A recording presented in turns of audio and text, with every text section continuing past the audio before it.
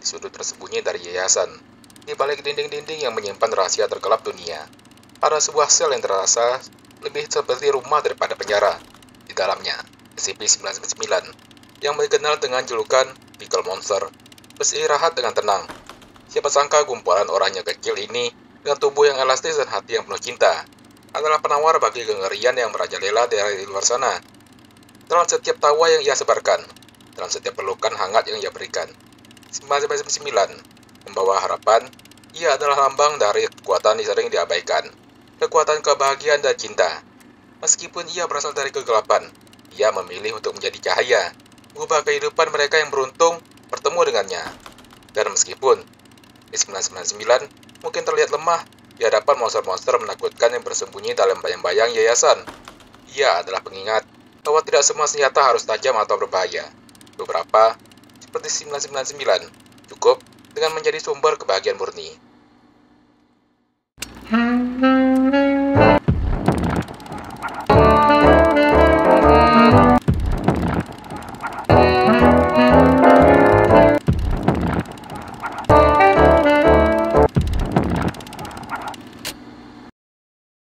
Hello there, curious people. Selamat datang di kanal Enigma Hitam. Apa kabar kalian semua kali ini? Saya harap kalian tetap setia bersama saya di kanal ini. Sekali lagi saya membawakan konten SCP bagi kalian. Ya mungkin saja, konten tentang SCP ini tidak akan ada habisnya. Kalian mungkin masih ingat dengan SCP-682 tentang reptil yang tidak bisa dibunuh. Anomali tersebut telah diuji berbagai cara untuk membunuhnya. Mulai dari pengujian dengan cara konvensional hingga anomali diadu dengan subjek SCP lainnya. Hampir semua pengujian disilang untuk membunuh atau menenangkan SCP-682 gagal total. Jika kalian belum melihatnya, tontonlah video ini untuk melihat seberapa kuat dan menakutkannya makhluk ini. Ia menghadapi God Guardian, SCP dengan pedang menyala yang lebih panas dari matahari, yang mampu mencabik-cabik atom Anda, dan hasilnya baik-baik saja. Saat berhadapan dengan SCP-096 yang mengerikan, juga dikenal sebagai si pemalu. Anomali itu mematahkan pikiran si pemalu dan membuatnya putus asa. Bahkan SCP dengan kekuatan tak terbatas menolak untuk melawan monster itu dalam pertempuran. Jadi, ketika diusulkan agar mereka menguji 682 dengan SCP-999, makhluk yang dikenal di kalangan staf yayasan sebagai The Pickle Monster, ide tersebut dianggap menggelikan. 682 telah dibakar, dicekik, dipotong-potong, dibakar, dan dihabisi di hadapan para dewa. Bagaimana monster yang disebut Pickle Monster ini bisa berharap untuk selamat dari sebuah pertemuan, apalagi memenangkan pertarungan? Beberapa bahkan percaya bahwa ini adalah terakhir kalinya kita melihat SCP-999. Namun, apa yang membuat kisah ini benar-benar luar biasa adalah bahwa kisah ini tidak terjadi seperti itu. SCP-999 adalah SCP yang luar biasa dan unik. Namun asal-muasal rahasianya dan interaksinya dengan beberapa tokoh terkemuka lainnya di alam semesta SCP adalah apa yang membuat makhluk rendah hati dan merendir ini menjadi luar biasa. Persiapkan diri Anda untuk kisah yang mengharukan. Ya, apa yang saya katakan mungkin tidak akan berlebihan ketika Anda sudah menonton sampai habis. Kisah SCP-999 yang mengharukan. Sebelum kita mulai, jangan lupa untuk tinggalkan like dan subscribe dan tonton video ini sampai habis. Selamat menyaksikan.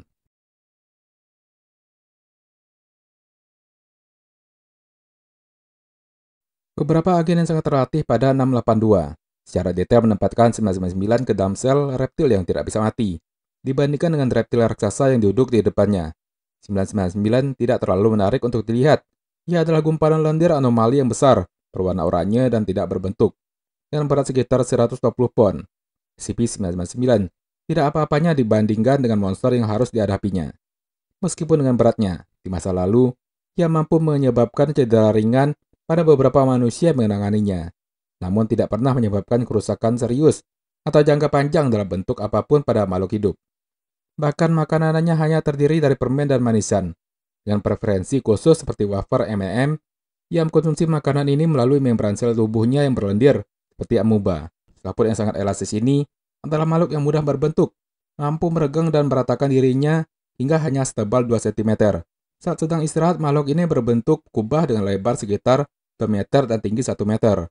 Makhluk ini memiliki kemiripan dengan organisme uniseluler tertentu pada hewan yang berfungsi sebagai alat gerak, dan cara untuk menangkap dan menelan partikel atau yang disebut pseudopodia.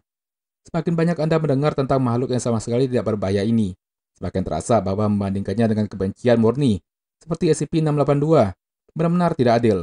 Berbeda dengan sikap misantropis reptil tersebut. 999 mencintai manusia.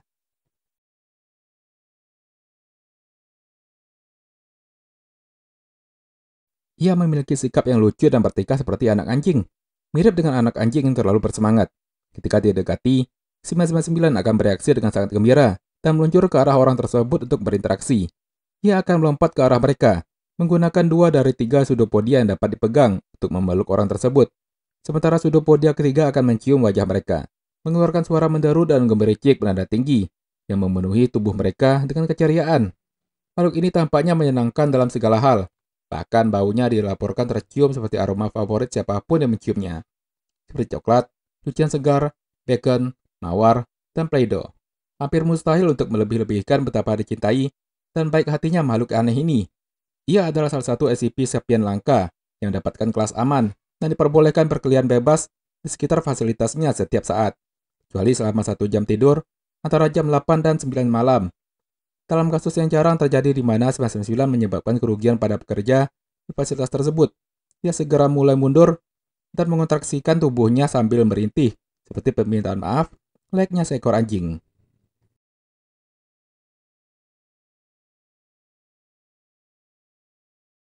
Kejadian terdekat yang pernah dialami yayasan dengan insiden nyata adalah saat seseorang secara tidak sengaja memberinya sekaleng cola berkafein yang membuatnya menjadi hiperaktif selama 1 jam sebelum terlihat mual. Anda akan lega mengetahui bahwa penyakitnya telah pulih sepenuhnya. Tapi, apa yang akan terjadi jika makhluk aneh ini dipaksa berhadapan dengan monster paling pemarah di yayasan? Para karyawan yang mengamati ujian menyaksikan dengan tegang ketika 999 mulai dengan antusias meluncur menuju 882. Tidak mengherankan bahwa setelah disiksa dan hampir dibunuh ratusan kali selama pengujian, 682 menjadi letih dengan pengujian silang yang biasa mereka lakukan.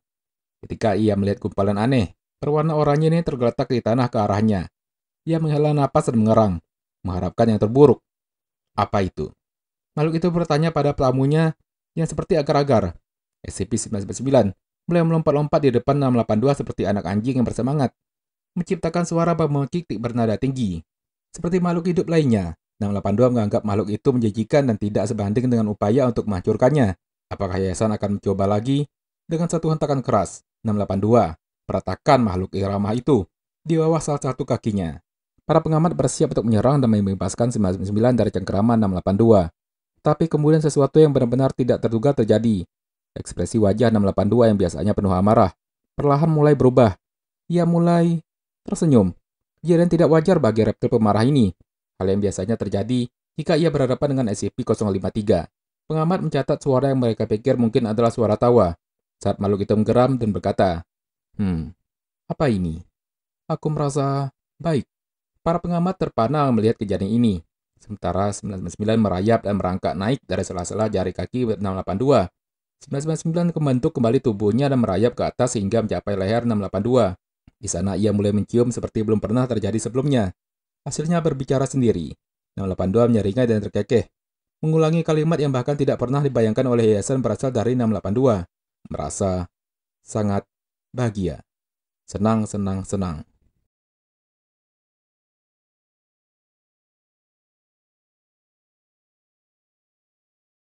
Saat Anda berpikir SCP-999 sangat menggemaskan, Anda mengetahui tentang kekuatan terbesarnya, membawa kegembiraan. Siapapun dan apapun yang bersentuhan dengan makhluk itu, meski hanya sebentar, akan mengalami euforia ringan. Ketika kontak seseorang dengan makhluk tersebut diperpanjang, perasaan gembira yang meluap ini meningkat, dan terus berlanjut lama setelah Anda berpisah dengannya. Kontak jangka panjang dengan SCP-999 telah sepenuhnya menyembuhkan depresi, kecemasan, PTSD, dan sejumlah kondisi lainnya, termasuk kemarahan dan gangguan kepribadian antisosial. Pembunuh berantai praktis menjadi orang suci setelah melakukan kontak lama dengan SCP-999, dan pada saat itu 682 tidak terkecuali. Sepertinya tidak ada pengecualian. Meskipun menyebabkan kebahagiaan dan kegembiraan, bukanlah senjata berbahaya. Bagi SCP-999 itu adalah senjata yang sangat kuat. Terlebih lagi, SCP-999 tampaknya memiliki perasaan bawaan terhadap mereka yang paling membutuhkan bantuannya, dengan kasih sayang khusus terhadap mereka yang terluka tidak bahagia. Makhluk ini adalah seorang altruis sejati pada tingkat mendasar, bahkan mempertaruhkan keselamatannya sendiri untuk membantu manusia selama pelanggaran penahanan yang berbahaya. Dalam satu kejadian dramatis, 999 melompat ke udara untuk menghalangi peluru agar tidak mengenai anggota staf. Akibatnya makhluk ini sangat dicintai oleh semua anggota staf yayasan. SCP ini tidak pernah membuat masalah bagi siapapun.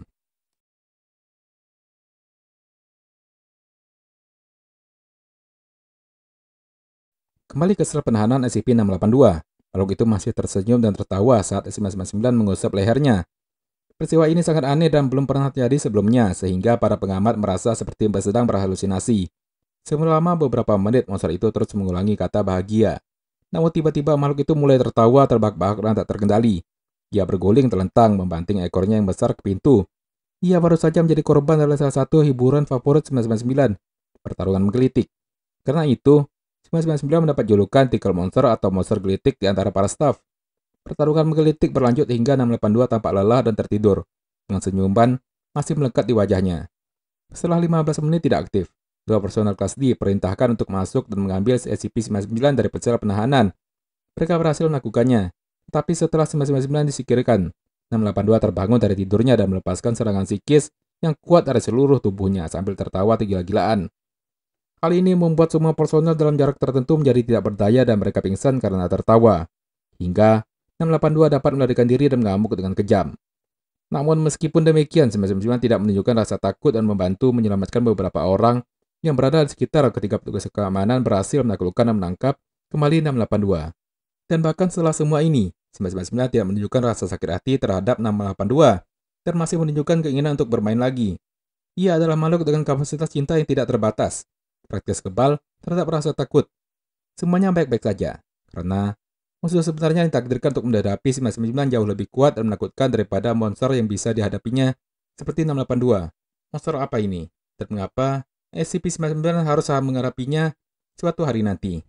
Jawaban atas pertanyaan-pertanyaan ini terletak pada asal-usul sebenarnya dari SCP-99 yang hanya tersedia bagi mereka yang memiliki izin level 5 dan seterusnya.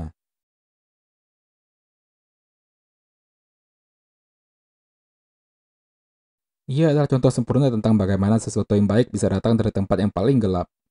Tidak akan ada SCP-99 tanpa SCP-2317. SCP-231 adalah kumpulan 7 gadis. Semuanya dihamili oleh mimpi buruk yang mengerikan dalam sebuah ritual yang dilakukan oleh sekte yang dikenal sebagai anak-anak Scarlet King. Kalian tentu ingat kisah Scarlet King yang pernah saya bahas pada kanal ini, dan dapat kalian saksikan melalui link berikut. Masing-masing gadis ini selama bertahun-tahun berikutnya, melahirkan beberapa monster paling mengerikan yang bisa dibayangkan. Salah satunya menurut beberapa orang adalah SCP-682. Makhluk-makhluk ini dimanifestasikan oleh Scarlet King, dewa mimpi buruk antar dimensi yang kuat, yang diyakini berada di balik banyak kegelapan dan kengerian di dimensi kita, dan banyak dimensi lainnya. Para petinggi yayasan telah menyatakan Scarlet King sebagai ancaman terbesar terhadap multiverse secara luas, dan SCP-231 adalah interaksi langsung terbarunya dengan alam semesta kita. Satu-satunya anggota 231 yang masih hidup. SCP-2317 melahirkan secara rahasia. Namun, dia tidak melahirkan monster. Dia melahirkan SCP-999, makhluk murni yang baik hati. Ya, itu benar.